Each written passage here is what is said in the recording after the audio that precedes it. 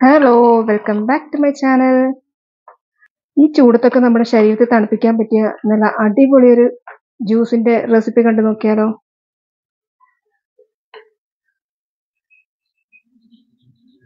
Recipe കണ്ടു നോക്കാം. അതിനുവേണ്ടി നമുക്ക് ആദ്യം പാലൊന്ന് തിളപ്പിച്ചെടുക്കണം.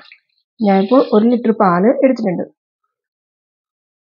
ഈ പാലിൽ നിന്ന് ഞാനൊരു 1/4 കപ്പോളം പാല് എടുത്ത് മാറ്റുന്നുണ്ട്. ഇനി ആ പാലിലേക്ക് ഒരു 2 ടീസ്പൂണോളം കസ്റ്റേർഡ് പൗഡർ കൂടി ചേർത്തൊന്ന് മിക്സ് ചെയ്ത് വെക്കാം. കട്ടകളൊന്നുമില്ലാതെ നന്നായി മിക്സ് ചെയ്തെടുക്കണം. പാലൊന്ന് തിളച്ചു തുടങ്ങുമ്പോഴേക്കും അതിലേക്ക് നേരത്തെ കലക്കി വെച്ചിരിക്കുന്ന കസ്റ്റേർഡ് പൗഡർ കൂടി ചേർത്ത് കൊടുക്കാം. ഇനി കൈവിടാതെ നന്നായി ഇളക്കി കൊടുക്കണം.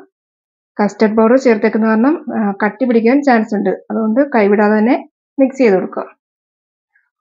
പാലൊന്ന് കുറുകി വന്നിട്ടുണ്ട്. ഇനി ഫ്ലെയിം ഓഫ് ചെയ്ത് ഇത് ചൂടാറാനായിട്ട് മാറ്റി വെക്കാം. ഞാനിപ്പോൾ കുറച്ച് ചവ്വരി എടുത്തിട്ടുണ്ട്. ഇത് നമുക്കതൊന്ന് വേവിച്ചെടുക്കാം. അതിനുവേണ്ടി ഒരു പാത്രത്തിൽ കുറച്ച് വെള്ളം വെച്ചിട്ടുണ്ട്. ഇനി അതിലേക്ക് ചവ്വരി ഇട്ട് കൊടുത്തിട്ട് ഒന്ന് കുക്ക് ചെയ്തെടുക്കാം. ചവ്വരിയൊക്കെ കുക്കായി വന്നിട്ടുണ്ട്. ഇനി ഇത് ഒരു പാത്രത്തിലേക്ക് ഒന്ന് ഊറ്റി മാറ്റി വെക്കാം. ഇനി മിക്സിയുടെ ഒരു ജാറ് എടുത്തിട്ടുണ്ട് ഞാൻ. അതിലേക്ക് കട്ട് ചെയ്ത് വെച്ചിരിക്കുന്ന ഷമാമ് ഇട്ട് കൊടുക്കാം. ഇനി അതിലേക്ക് മധുരത്തിന് ആവശ്യമായിട്ടുള്ള പഞ്ചസാര കൂടി ഇട്ട് കൊടുക്കാം. നമ്മൾ നേരത്തെ കസ്റ്റാർഡ് മിൽക്ക് റെഡിയാക്കുന്ന ടൈമിൽ പഞ്ചസാര ചേർത്ത് കൊടുത്തിട്ടില്ല. ഈ ടൈമിൽ ആവശ്യമുള്ള മധുരം ചേർത്ത് കൊടുക്കാം. ഇനി ഷമാമിലേക്ക് കുറച്ച് കസ്റ്റാർഡ് മിൽക്ക് കൂടി ഒഴിച്ചു കൊടുക്കാം. ഒരുപാട് ഒഴിക്കലും ഷമാമ് ബ്ലെൻഡായി വരാൻ ആവശ്യമായിട്ടുള്ളത് മാത്രം ഇപ്പോൾ ഒഴിച്ചു കൊടുത്താൽ മതിയാവും.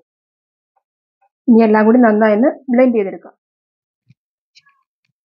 ഷമാമൊക്കെ നന്നായി ബ്ലെൻഡായി വന്നിട്ടുണ്ട്. ഇനി ഇതിലേക്ക് ബാക്കിയുള്ള കസ്റ്റാർഡ് മിൽക്ക് കൂടി ചേർത്ത് ഒന്ന് ബ്ലെൻഡ് ചെയ്തെടുക്കാം. ഷമാമും കസ്റ്റാർഡ് മിൽക്കും കൂടി ഞാൻ നന്നായി ബ്ലെൻഡ് ആക്കി എടുത്തിട്ടുണ്ട്. ഇനി അതൊരു പാത്രത്തിലേക്ക് മാറ്റി കൊടുക്കാം. ഇനി ഇതിലേക്ക് നമ്മൾ നേരത്തെ വേവിച്ച് വെച്ചിരിക്കുന്ന ചവ്വരി കൂടി ചേർത്ത് കൊടുക്കാം.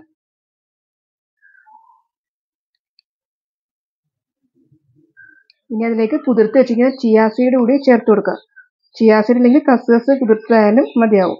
ഇനി ഇതിലേക്ക് ഒരു അനാറ് കൂടി ഞാൻ ചേർത്ത് കൊടുക്കുന്നുണ്ട്. ഇനി എല്ലാം കൂടി നന്നായി ഒന്ന് മിക്സ് ചെയ്തതിന് ശേഷം നന്നായി ഒന്ന് തണുപ്പിച്ചതിന് ശേഷം കുടിക്കാവുന്നതാണ്. നല്ല അടിപൊളി ടേസ്റ്റി ആയിട്ടുള്ള ഒരു ഡ്രിങ്കാണ്. എല്ലാവരും ട്രൈ ചെയ്ത് നോക്കിയിട്ട് ഫീഡ്ബാക്ക് കമൻസ് ആയിട്ട് അറിയിക്കണം. Thanks for watching. ബൈ.